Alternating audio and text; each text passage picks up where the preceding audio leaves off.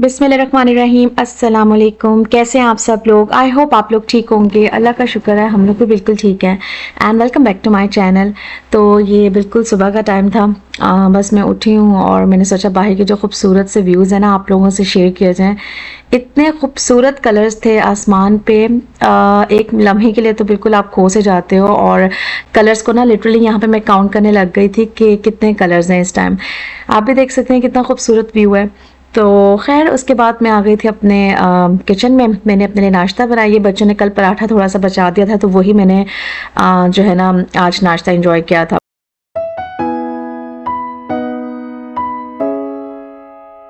आज था वीकेंड और नाश्ता करने के बाद मैं यहाँ पे वॉक करने के लिए आई थी। साथ ही मैं अपने बच्चों को भी लेके आ गई थी क्योंकि मौसम अच्छा था इस टाइम।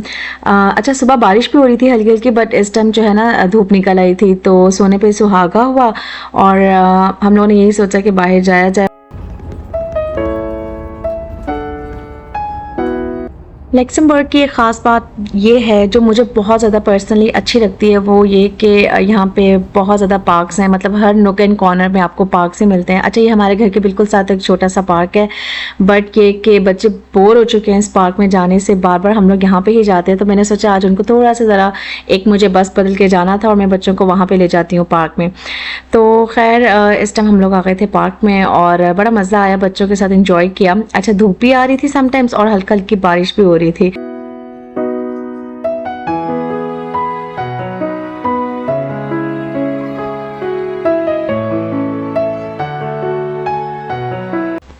तो आज के ब्लॉग में मैं आप लोगों से शेयर करने वाली हूँ अपनी प्राइमार्क की शॉपिंग। अच्छा लास्ट ब्लॉग जो मैंने बनाया था पहले मैंने सोचा था उसमें शेयर कर दूँ, बट मुझे बिल्कुल टाइम नहीं मिला।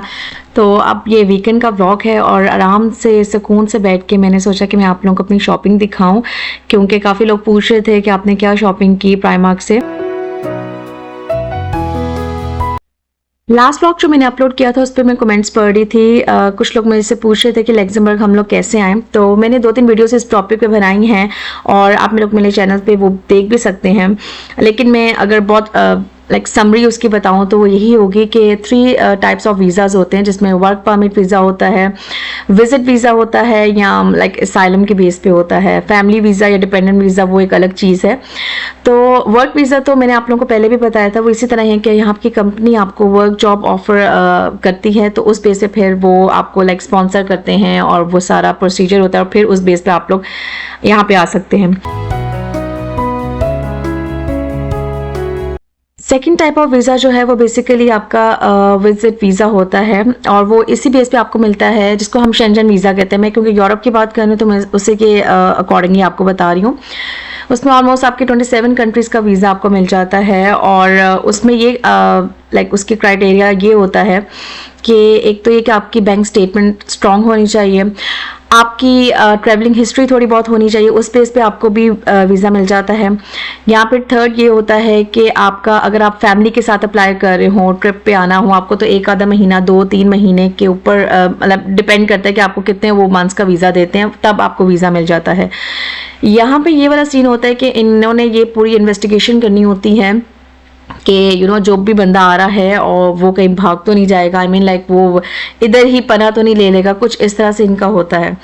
तो ये 2-3 कैटेगरीज हैं जिसकी बेस पे वीज़ा मिलता है। और जो विजिट वीज़ा होता है उसके अंदर बहुत से डॉक्यूमेंट्स आप लोगों को सबमिट करवाने पड़ते हैं और अच्छी खासी प्रॉपर टाइम लगा के वो फिर वीज़ा मिलता है। पहले तो अपॉइंटमेंट होती है, फिर उसके बाद फिर आप अपने डॉक्यूमेंट सबमिट करवाते हो और फिर उसके बाद आप अपना वीज़े का वेट करते हो। और थर्ड ये होता है कि आप अपना स्टूडेंट वीज़े के ऊपर भी अप्लाई कर सकते हो, तब भी आप शेंजन वीज़ा आपको मिल सकता है और आप लोग यहाँ पे आ सकते हैं।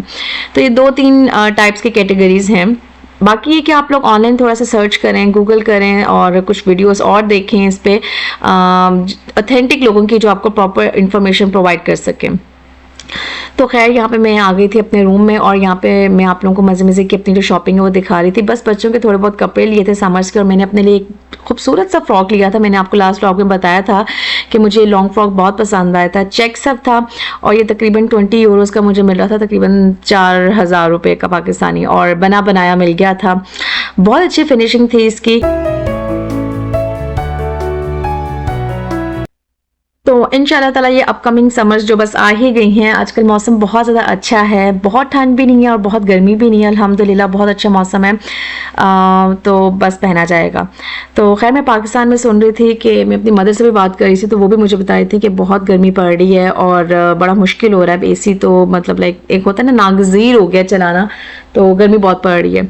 बट एनीवे अल्लाह ताला सबके लिए आसानियाँ करें, आमीन। हर जगह रहने के अपने पर्क्स होते हैं, तो अल्लाह ताला सबके लिए आसानियाँ करे। खैर यहाँ पे मुझे एक ऑर्डर आया हुआ था, शामी कबाब बनाने थे, चिकन के बनाने थे, बीफ के बनाने थे और कोफ्ते बनाने थे। मतलब मुझे काफ़ी ह्यूज ऑर्डर आया था माशाल्लाह से। तो मैं ना इस तरह से करती हूँ कि एक अगर मेरे पास वीक मुझे एक बंदे ने दिया ना कि हमें इस डे को चाहिए, लाइक वीक एंड पे चाहिए, तो मैं पूरा वीक जो है ना उसी में ही उसकी प्रिपरेशंस करना स्टार्ट कर देती हूँ। पहले तो मैंने ग्रॉसरी की, उसके बाद जो है मैंने फिर थोड़ा चीज़ों को असेंबल किया और यहाँ पे जी मैं अब शामी कबाब का मिक्सचर बना रही हूँ। पहले मैंने सोचा था कि मैं चिकन के बनाऊँगी, उसके साथ साथ बीफ के बनाऊँगी, 2 दिन ठहर के, और फिर मैं कोफ्ते बनाऊँगी। तो यहाँ पे कबाब बन गए थे और मैंने सोचा एक कबाब बनाया जाए ताकि नमक मिर्च को चख लिया जाए और थोड़ा सा जो है ना सैंडविच अपने लिए बनाया जाए। बड़े मज़े का सैंडविच बना था और काफ़ी अरसे बाद मैंने ये शामी कबाब वाला जो है ना सैंडविच खाया था। सही लेट्स डाल के, कुकम्बर्स डाले, चीज़ डाली, सॉसेस डाली और बड़े मज़े से जो है ना मैंने इसको एंजॉय किया। बच्चों के लिए मैंने बना लिए थे चावल और साथ में मैंने बना लिए थे फ्राइज़ थोड़े से, उनको मैंने किया था एयर फ्रायर, बहुत ही मज़े के बने थे। कुछ नगेट्स मैंने बच्चों के लिए बना लिए थे और खाना हम लोगों ने आज के दिन नहीं बनाया था, तो ये मज़े का जो है ना हम लोगों का मील रेडी हो गया था रात के लिए। तो खैर आज के ब्लॉग में मैं आप लोगों से 2-3 रेसिपी शेयर कर रही हूँ जो कि आप लोग बकरा ईद पे बना सकते हैं। प्लस ये कि मुझे ये ऑर्डर आए हुए थे, तो मुझे तो ये रेसिपी रिकॉर्ड भी करनी थी और साथ साथ ऑर्डर जो है वो उसको डिलीवर भी करना था।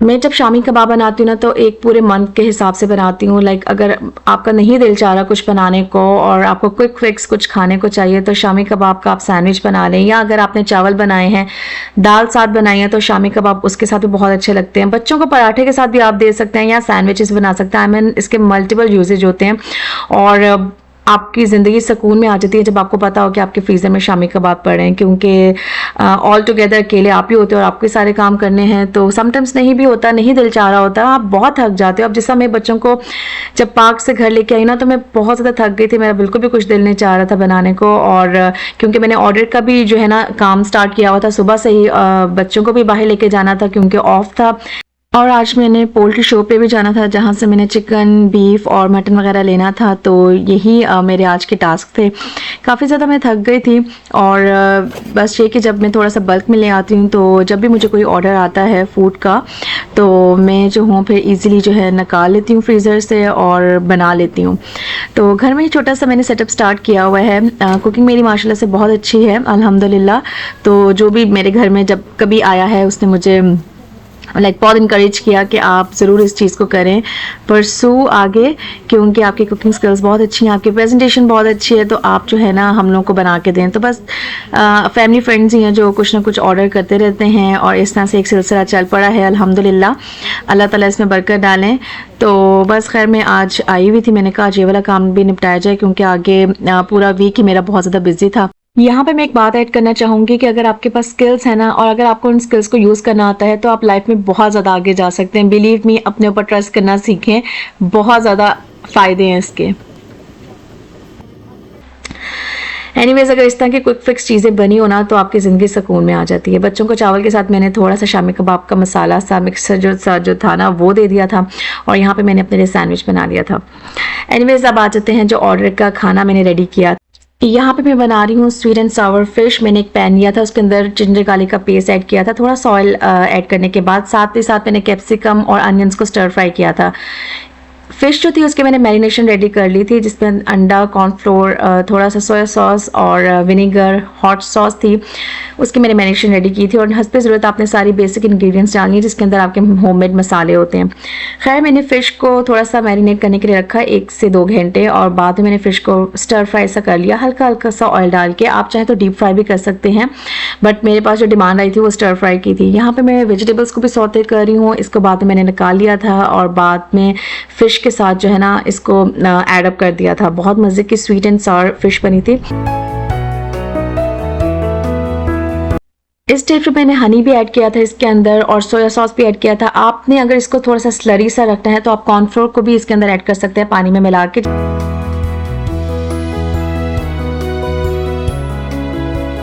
ये बहुत ज़्यादा मज़े की बनी थी। Do try it and let me know in the comments कि ये कैसे आप लोगों ने बनाई है, क्योंकि बहुत ही क्विक फिक्स एंड इजी सी रेसिपी है, झटपट से तैयार होने वाली है।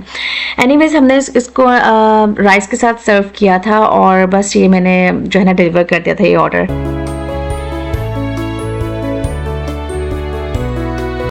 सेकेंड रेसिपी जो मैं आपके साथ शेयर करने वाली हूँ वो चीज़ी चिकन बाइट्स हैं। मैंने चिकन के क्यूब्स को कट कर लिया था। सेम मैंने वही जो स्लरी सी बनाई थी जिसके अंदर अंडा, soya sauce, vinegar, hot sauce डाली थी, उसको मैंने जो है ना सारी जो चिकन की बोटियाँ मैंने उसके अंदर मिक्सअप कर दिया था। ऑयल में लिया था, उसको ऑयल के अंदर सारा फ्राई किया था मीडियम से हाई फ्लेम के ऊपर, और बेसिक सारे मसाले डाले थे मैंने जो घर में ही होते हैं।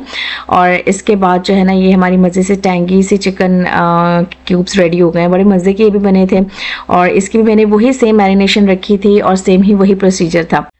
मैं इस तरह से चिकन को कट कर लेती हूँ क्यूब्स में और इसके अंदर में थोड़ा सा दही, soya sauce, vinegar, hot sauce, सारे बेसिक जो मसाले होते हैं जिसमें नमक, मिर्च, काली मिर्च, रेड चिली पाउडर, थोड़ा सा कोरिएंडर पाउडर, टर्मेरिक पाउडर, इसकी सारी मैरिनेशन रेडी कर देती हूँ। और समटाइम्स मैं इसको फ्रीज़ कर देती हूँ और इन टाइम ऑफ नीड मैं निकालती हूँ, थोड़ा डीफ्रॉस्ट करती हूँ, या इसके बाद में जो है ना एयर फ्राई में इसको डाल के और you are good to go. आप लोग खाएँ, बड़ा मज़े का इसका जो है ना टेस्ट आता है। आप चाहें तो इस स्टेज पर इसको स्मोक जो होता है ना वो भी देख सकते हैं, क्योंकि स्मोक से बहुत ही मज़े का फ्लेवर आता है। खैर यहाँ पे मेरी जो है ना मटन कढ़ाई भी बन रही है, साथ साथ मैंने सोचा कि मटन कढ़ाई भी बनाई जाए, क्योंकि मुझे ये भी ऑर्डर मिला हुआ था। तो अगर मैं एक एक चीज़ को रिकॉर्ड करना स्टार्ट करती तो बहुत ही ज़्यादा लंबी रेसिपी हो जानी थी। खैर यहाँ पे मैंने एयर फ्राई के अंदर जो है ना ये चिकन के बाइट्स जो हैं इसको मैंने स्टिक के अंदर फिल आउट किया, थोड़ा सा सैलेड मैंने प्रिपेयर किया और इसको एयर फ्राई करने के लिए रख दिया था। मैंने ऑलमोस्ट 180 डिग्री सेंटीग्रेड पे किया था। और मोज़रेला चीज़ या चेडर चीज़ अगर आपके पास हो तो उसको श्रेड करके ना आप इसके ऊपर डाल सकते हैं और बहुत मज़े का जो है ना चीज़ी सा फ्लेवर इसका आ जाएगा। ये ऑप्शन है, अगर आप डालना चाहें तो डाल सकते हैं, that's totally up to you. Anyways जी यहाँ पे मैंने जो मसाला था उसको रेडी कर लिया था और थोड़े से टमाटर मैंने इसके अंदर ऐड किए थे और एंड पे जो है ना मैंने गोश्त को ऐड कर लिया था। अच्छे से इसकी भुनाई की थी और जैसे ही ऑयल ऊपर आ गया था मैंने इसके अंदर कोरिएंडर ऐड कर दिया था और हरा धनिया और पुदीना अगर आप थोड़ा सा ऐड करो ना तो उसका फ्लेवर बहुत मज़े का आता है। ख्याल रखना है कि आपने पहले ऐड नहीं करना, जब आपने गार्निश तभी करना है जब आपने सर्व करना है। लेमन स्क्वीज़ कर देंगे तो और ही मज़े का तड़का सा इसका लग जाएगा, तो बहुत ही मज़े का जो है ना टेस्ट आने वाला है। खैर इसको मैंने नान के साथ सर्व किया था और बस ये 3-4 रेसिपीज़ थी, मैंने सोचा मैं आप लोगों से शेयर करूँ। बकरा ईद आने वाली है, आप लोग इसको बनाइएगा। बहुत ही बेसिक इंग्रेडिएंट्स से मैंने सारी रेसिपीज़ बनाई थी। खैर इसके बाद जो नेक्स्ट रेसिपी मैं आप लोगों से शेयर करने वाली हूँ वो है जी निहारी की। मैंने सारी ये जो मसाले आपको स्क्रीन पे नज़र आ रहे हैं ना इनको मैंने रोस्ट किया था और बाद में ग्राइंड कर लिया था। उसके बाद मैंने उसी पैन में थोड़ा सा 3 टेबलस्पून तकरीबन आटा लिया था, 3 ही टेबलस्पून मैंने जो है ना बेसन लिया था। इसको हल्का सा पानी के साथ मैंने मिक्स कर दिया था और जो वो ग्राइंड किया था ना मैंने सारा गरम मसालों का जो मिक्सचर था वो ऐड कर दिया था।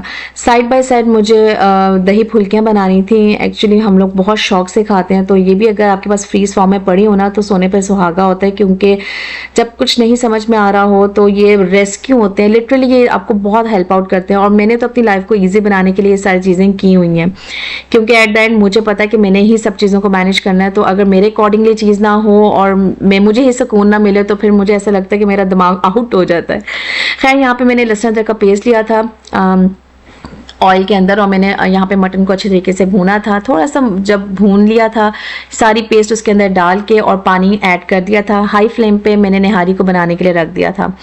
साइड बाय साइड मैंने जो है अपनी कढ़ाई में तेल गरम किया है और यहाँ पे जी मज़ेदार सी हमारी पकौड़ियाँ रेडी हो रही हैं। आप लोग भी मुझे ज़रूर बताइएगा कि आप लोग अपनी लाइफ को इजी बनाने के लिए इस तरह के छोटे छोटे काम कर रहे हैं लाइफ में, क्योंकि ये तो बहुत ज़्यादा इंपॉर्टेंट है ना। बाहर से तो यहाँ पे फुल्कियाँ ये जो होती हैं पकौड़ियाँ, अगर आप इसको दही भलियाँ बोल लें, कुछ भी बोल लें, तो वो मिलना थोड़ा सा मुश्किल होता है, और टू बी ऑनेस्ट बहुत ज़्यादा एक्सपेंसिव भी होता है। मैंने क्योंकि देखा है ना जाके यहाँ पे इंडियन स्टोर्स जो होते हैं या देसी स्टोर या एशियन स्टोर, आप लोग कुछ भी बोल लें, तो बहुत ज़्यादा एक्सपेंसिव होते हैं। तो इसे अगर आप घर में बना के रखें और थोड़ा सा ज़रा ईजिली मैनेज करें चीज़ों को, तो बहुत ईजी हो जाता है सीन। तो खैर यहाँ पे मेरी निहारी जो है वो भी काफ़ी थिक हो गई थी, बहुत मज़े की निहारी बनी थी, आगे जाके मैं आपको दिखाती हूँ। बाद में मैंने इसका हाँ थोड़ा सा जर्दे का रंग लिया, उसका मैंने तड़का लगाया और मज़ेदार सी हमारी निहारी जो है ना वो रेडी हो गई थी। इसको मैंने ऊपर मैंने थोड़ा सा अदरक को कट करके ऐड किया था और धनिया थोड़ा सा डाल दिया था, थोड़ा सा जो है प्याज को गोल्डन ब्राउन करके डाला था।